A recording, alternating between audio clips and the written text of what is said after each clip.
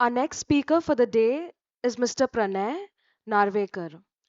Pranay Narvekar, partner at the management consulting company Faros Beam Consulting LLP, is a leading expert on many of the crucial strategic, financial, and structural problems facing the diamond industry pipeline.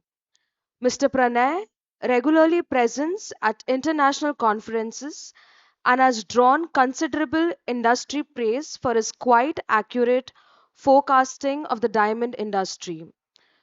From 2017, Pranay also authors the Tesi Diamond Pipeline in association with Kaim Even Zohar. All his articles analyzing the state of the industry have been well received by the industry. Mr. Pranay was previously the CEO of the G&J KYC Information Center, which launched the My KYC Bank project of GJEPC. Mr. Pranay is a well known for his expertise in diamond market fundamentals and has a deep understanding of the industry's intricacies. His session, Diamond Market Fundamentals, will explore key trends and foundational elements of the diamond market, offering valuable insights for anyone looking to navigate this complex and evolving sector. Let us all together give a warm welcome to Mr. Pranay. Thank you. Thank you, Savita. Uh, I was joking that I'm going to be talking about the diamond market, the natural diamond market fundamentals, and the diamond market fundamentals. And looking at the audience, either people are totally convinced about the market or have totally given up on the market. I don't know which place they are in. Anyway, welcome everyone to this presentation about the diamond market fundamentals and natural supply. I will not be talking to you about. You want to? Can I get the presentation, please?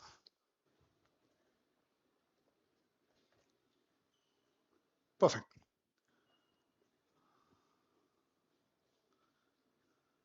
Okay. So I'll not be talking to you about what my prices are. Prices are going down, etc. We know that. We are battling a fierce storm, and most people in the industry will empathize with this image, where this is the kind of situation where they are placed today. Now, before we start, I want to do a quick show of hands, right? The question I want to ask is, if you see this image, this is a lady wearing a 4-carat diamond stud pair. When you see this woman, what kind of, how do you perceive this woman to be? And I will give you two options, and we'll do a quick show of hands. So this is option one. I will not. You just take a couple of seconds to look at the images. I'll show you both options. This is option two, right? And these are the two options here. So when you see a lady wearing this nice pair of 4-carat studs, what kind of image comes to mind? Option one or option two? Anyone? How many option one? Option one. Option two? So option one seems to be a greater number of people.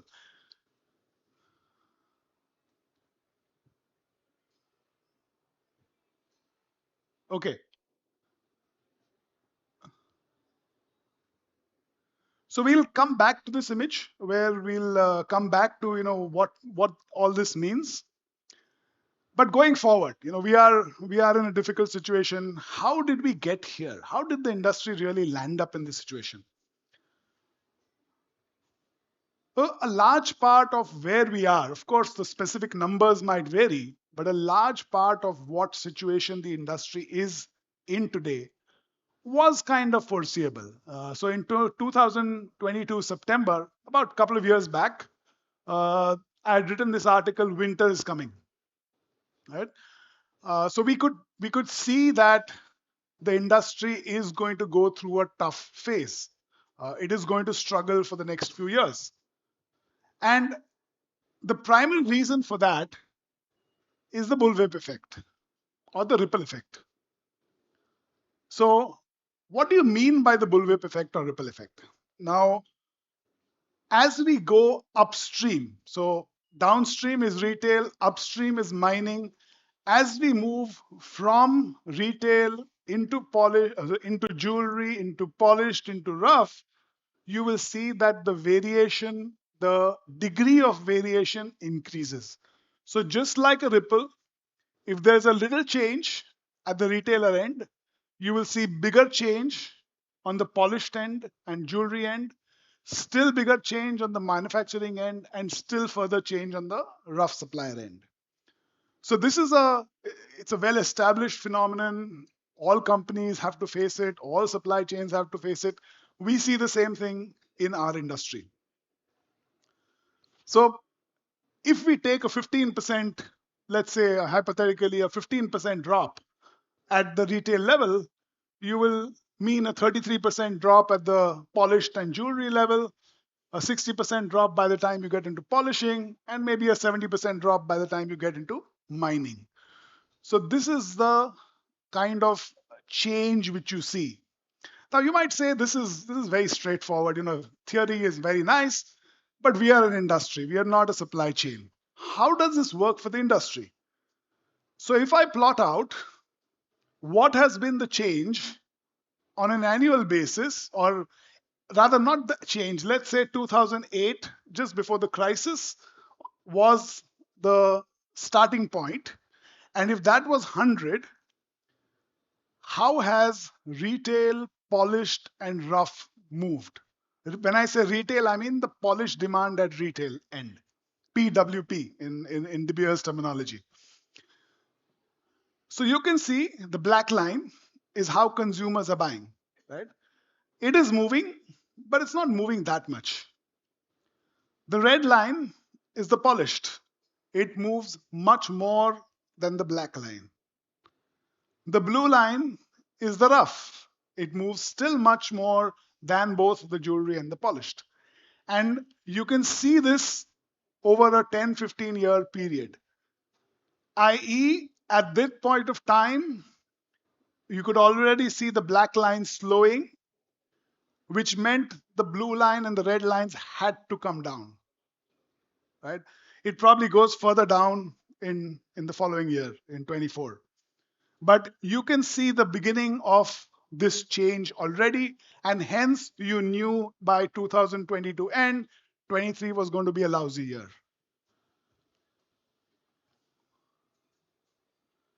Just putting this in numbers in terms of polished and jewelry, you can see that the red is the polished and the blue is the rough, which the industry bought. You will see that it's going down, right? So just putting this, just going back, one more point I wanted to make, sorry. It's important to remember this black line, right? This is the 100 level, i.e., the black line in 24 is probably somewhere here. The retail polished demand for natural diamonds is less than what it was 15 years ago in dollar terms. So we are selling less polished diamonds. The consumers are buying less polished diamonds than what they were buying 15 years ago. Obviously, that means the pressure which we see in the market is not surprising, because dollar terms, volume is how much volume is there, the price adjusts. Yes. So volume, that's what I'm saying. So volumes, for example, a big chunk of argyle went out, right? Huge amount of volume, but in value terms, it's very little impact. So that's why it's a little difficult to say in specific volume terms, because it's not like gold where I say, okay, so much is down and the volume is easy to make. A 1 carat diamond, small diamonds, different prices, different price points.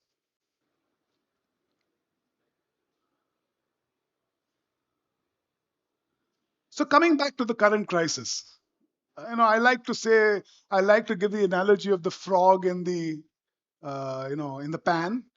You start heating the pan, the frog will die. The small changes which were very clear, very imminent, we were missing that. Why? Because 2021 was such a fabulous year. The beginning half of 2022 was a great year. But you could see the changes coming.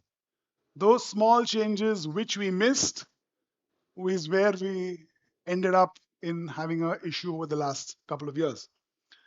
I also want to kind of, quickly, this is a little wordy slide. I don't want to go through this. But if you look at this, the current crisis, so we had a 2008 financial crisis, we had the COVID crisis, and then you had the current contraction, it started more than 12 months ago. It started in 22 end, right? What you notice is this was a very gradual one. All the others were sudden. 2008 financial crisis, sudden. COVID, sudden. Current crisis slowly crept up on us. And the impact of that is we were not able to realize and suddenly found that, oh, we have a problem.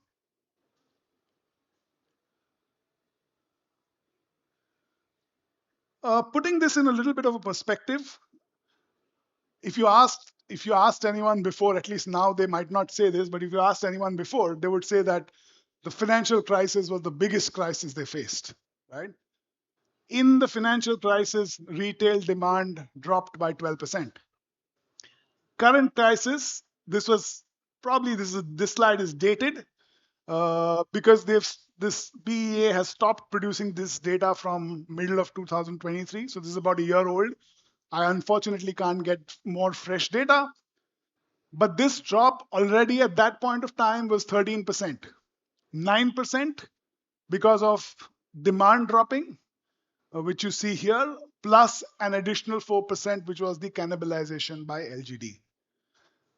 My guess is we would be down to about 20% by now. So clearly, the crisis which you are facing is much more severe than what we saw in 2008-9, right? And we are feeling the effect of all of that.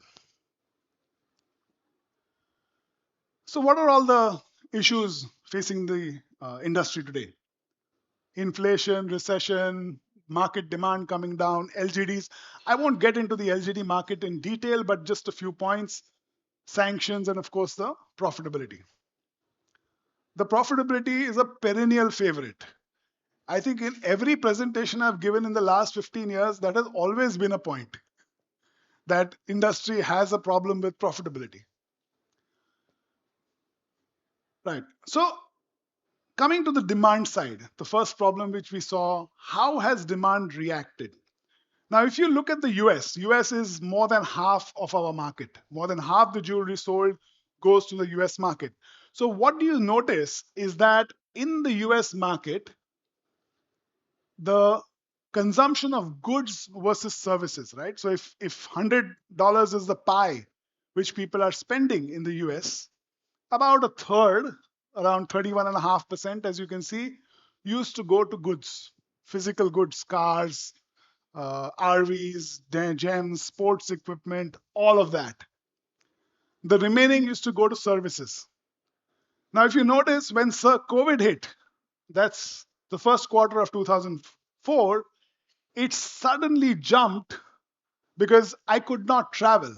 I could not go out. I could not have a meal in a restaurant.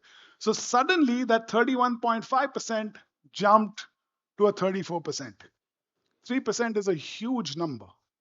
Effectively, you're talking about when you divide 3% by 31%, we're talking about a 10% jump. 10% jump is a huge jump when especially coming to retail consumers.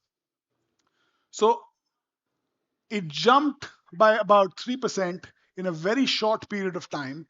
And that was the boom which we saw in 2021. So in 2021, all of that was the boom years. Over a period of time, it was slowing down. And till last year, it was about 33%.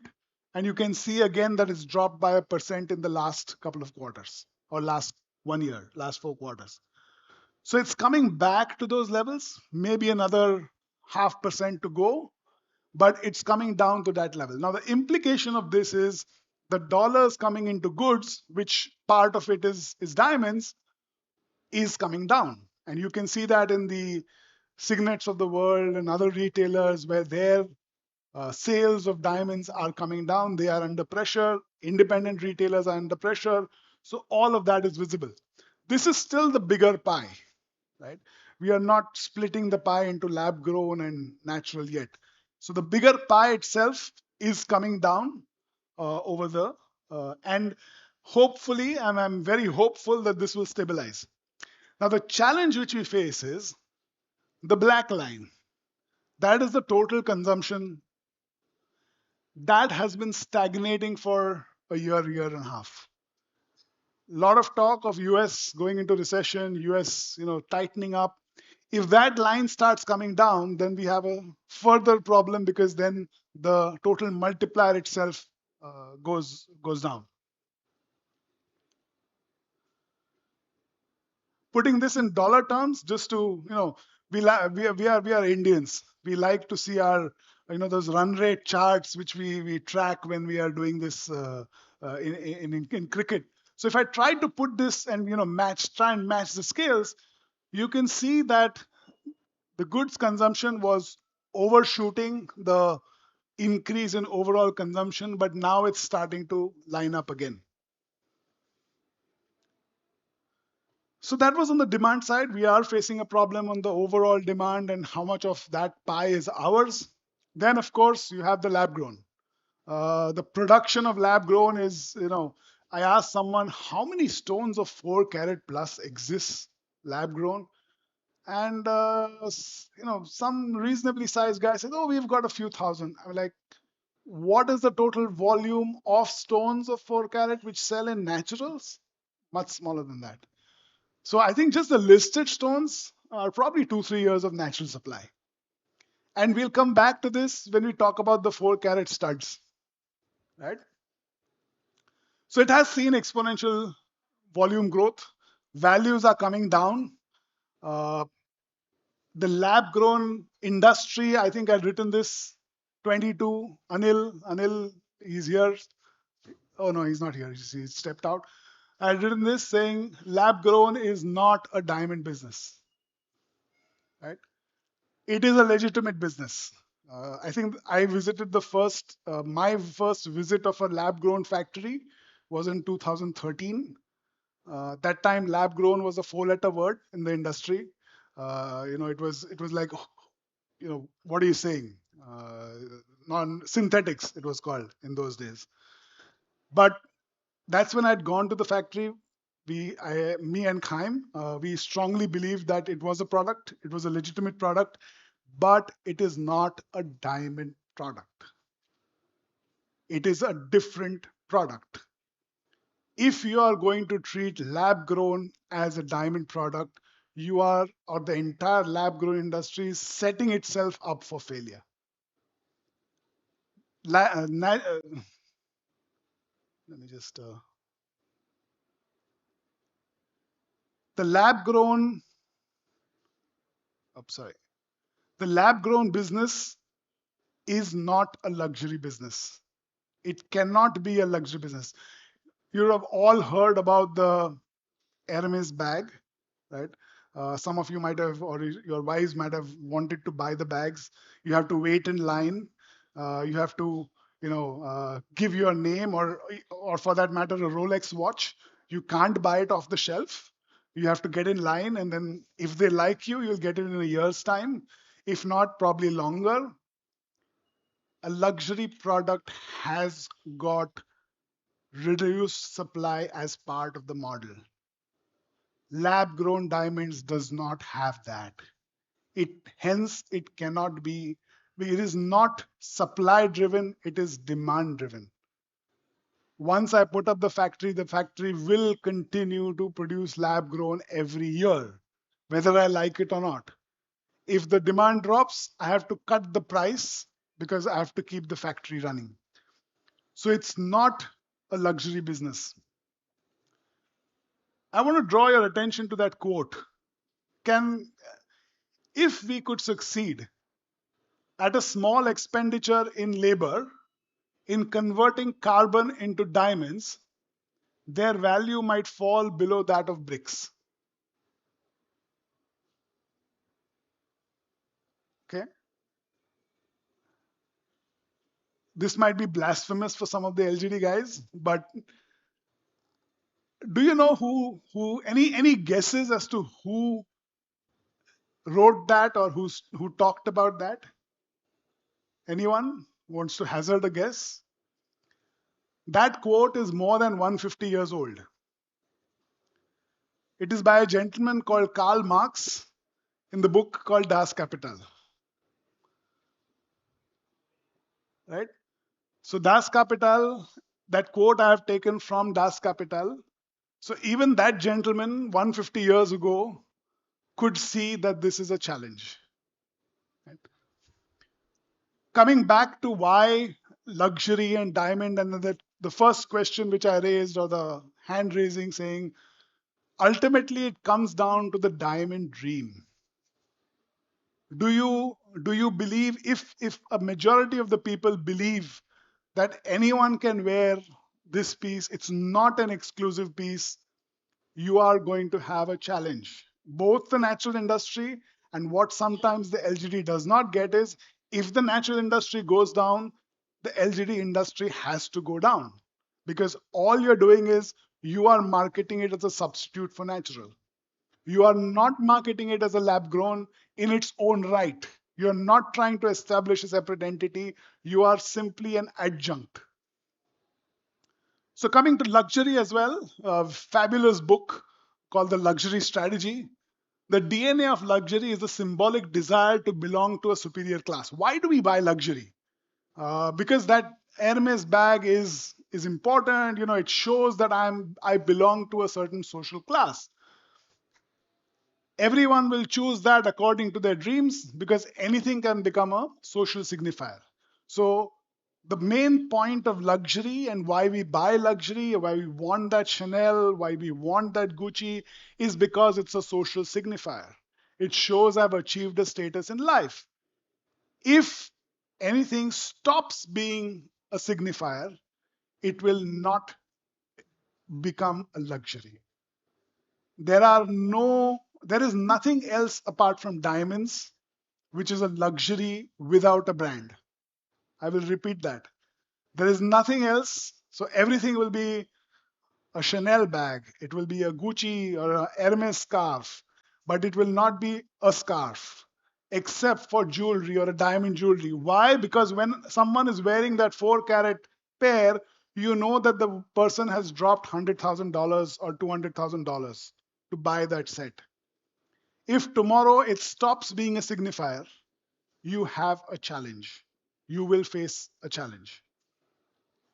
I really liked the quote last year. I think some of the media had reported this. I don't know which place I took it from, saying that if everyone had a Kohinoor, would it still have value?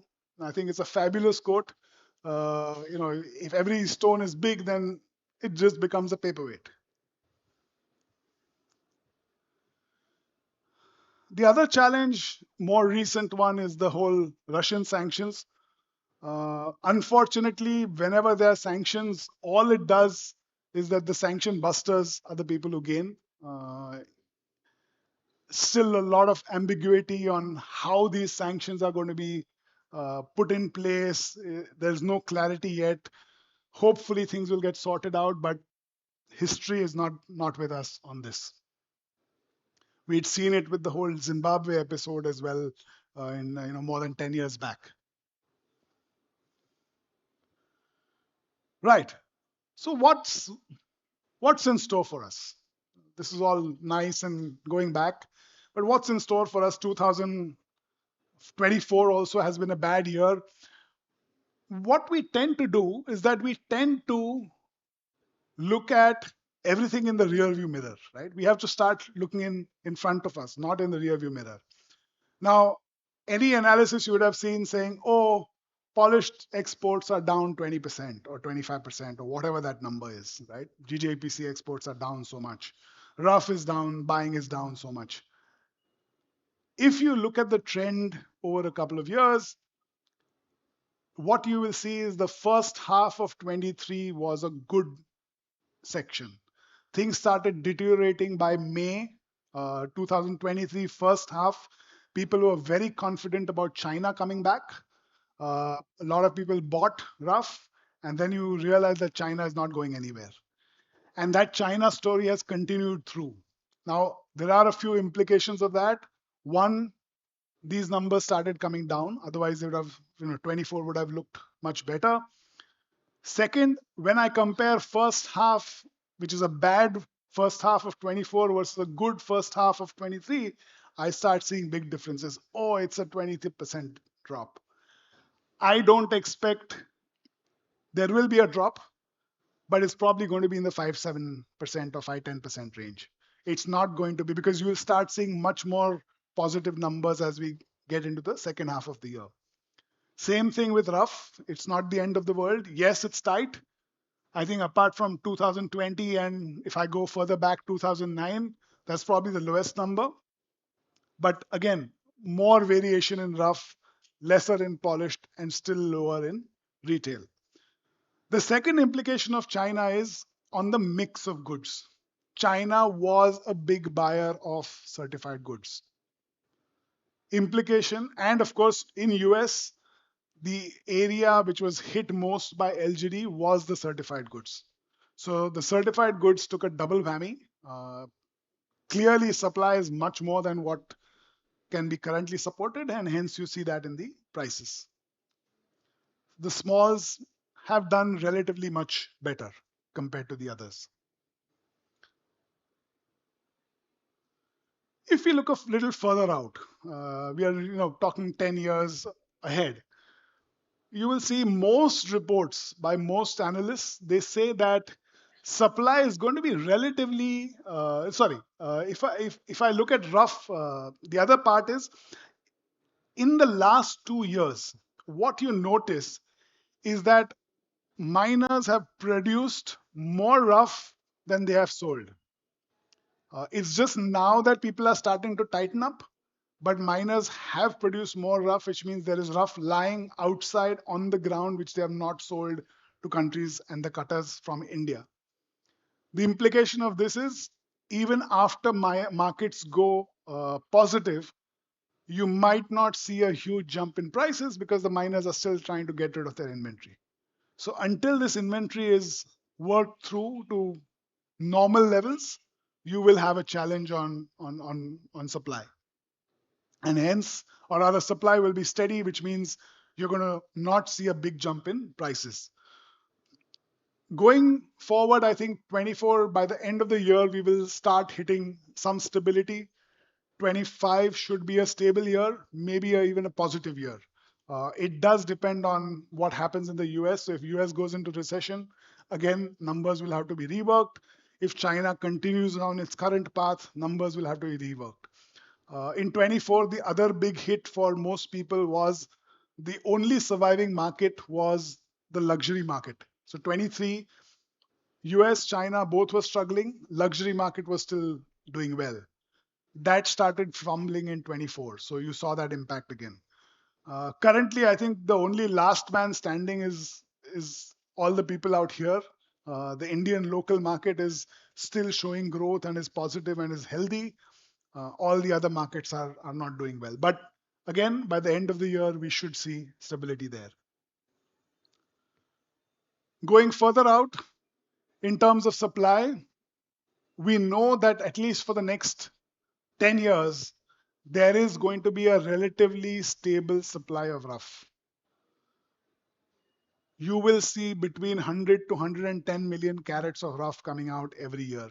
So it's not that, typical chart, I don't know how many presentations you've been to, but a typical chart is a De Beers chart saying demand will go up, supply will go down, hence price will go up, right? Demand has not gone up. We saw in the first slide, demand actually has come down. And supply also is going to kind of remain the same. So unless we really start addressing the demand issue in a serious way, we are going to have challenges. The natural industry is stabilizing. It will stabilize by the end of the year. Next year also will be a reasonably positive year, I would think. However, retail consumption has been stagnant effectively for last 15 years. Don't expect it to suddenly go up. To do that, you need to put in serious amount of effort and serious amount of money. The total polished sales of the industry is less than the Apple marketing budget. Right? One company's marketing budget is more than the total sales of polished of or the throughput of polished of our industry. So that's the kind of challenge which we face. There are other implications of no growth or low growth. With no growth, when you try to grow fast, you are then taking market share from someone. In a in a mature industry, that's not necessarily a great idea because you are just intensifying the competition and further pushing everyone in the entire industry. Ultimately, what happens, and I have no answer to this, I'll be the first one to admit that, is it depends on the diamond dream. If the consumers still believe that diamond is a luxury, diamond is something I want to aspire for, we'll all be in business 10 years down. If that starts becoming a challenge, then I think all bets are off. So the key is the luxury perception of natural diamonds. That is the main key to our survival going forward. Thank you. Glad to take any questions.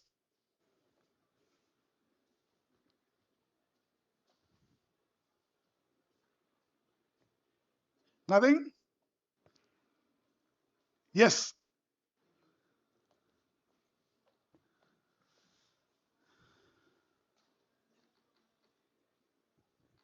Thank you.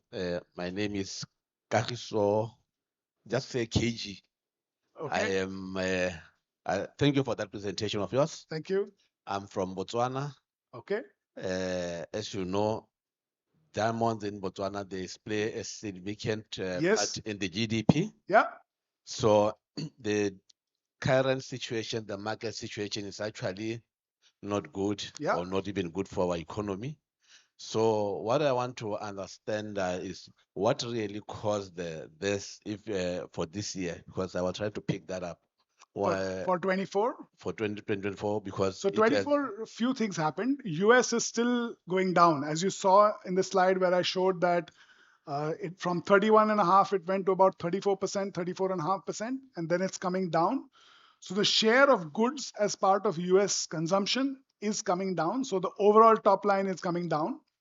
Additionally, lab grown is cutting into a little bit of the market, but with the whole lab grown prices dropping, that rate has reduced drastically, but that's also affecting it. And the third thing which I mentioned was that the luxury industry suddenly has a challenge with China. They were growing very well. China was also growing, but in 24 they've hit a roadblock. So they're not purchasing enough now, and hence you're seeing the blowback coming down. oh, thank you. And the other one is what's your view on the current prices? I mean, the rough prices, are they high? Are they low? Should what do you think of the So I like to talk about the total demand, right? The price is an outcome of how much goods come into the market. So today, thankfully, I think we have to be all thankful that both Alrosa and De Beers have decided that they will hold the price and not, and reduce the volume of goods. So that will automatically serve as a kind of, I think I called it the call option. You have the Bernanke put, and then you have the call option that says, okay, the prices will not go lower than a certain level because they're willing to hold back supply. But if more supply comes in, Angola is selling freely. Other markets have their own compulsions. Other companies have the compulsions. They are selling rough freely. So unless you hold back supply, prices will not be supported. The moment prices start getting their own footing, what you will see is some of the stocks which De Beers and Alrosa have built up, they might start releasing a little bit into the market. So prices will probably remain at these levels for some time now. Thank you for that. And the production currently for Botswana and Alrosa Yeah. are at the moment, do you see them good for the future or should they be So dropped? Botswana, I think 10 years is good. Alrosa, I remember pre-COVID in a conference, they had said that they can maintain their current production of 35, 40 million carats till 2050. So this is what I recollect from their presentation in a conference. Of course, this is 5 years ago, but they were comfortable maintaining that production for the next 20, 30 years. Thank you. Thank you. I'm available offline if anyone wants anything as well. Yeah, sorry.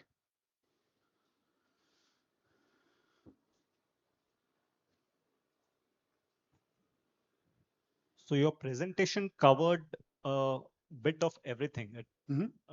It showed the economics of things. It also showed the marketing and to some extent the operations as well. So thanks for that. So my question is, say after looking at your presentation, I could sense that the supply is more or less stable. The demand is not increasing, and there is challenge from LGD as well. Yeah. So do you see diamond um, no longer in future it will no longer be an exclusive one and it will reach the masses per se, considering the facts that you have given? Answer is I don't know. What is the luxury perception and what is the diamond dream? I said that I would be the first person to admit that I don't know what the consumer will think. But what the consumer will think will drive the market. And do you think producers and retailers will want to change this perception and change this diamond dream per se? And So retailers, they are essentially driven by margins and gross dollars, to be more specific. They have a store to run. They need to make a certain amount of money. Lab grown was giving them much better margins, similar ticket prices 3 years back. Now the ticket prices have come down. So even if the margins are good, you need to sell that many more volume of pieces. I don't think people are able to do that yet. And if they are not able to do that, you might see some people coming back to natural. If people are able to do some of that, you might see it go the other way. thank you. Thank you.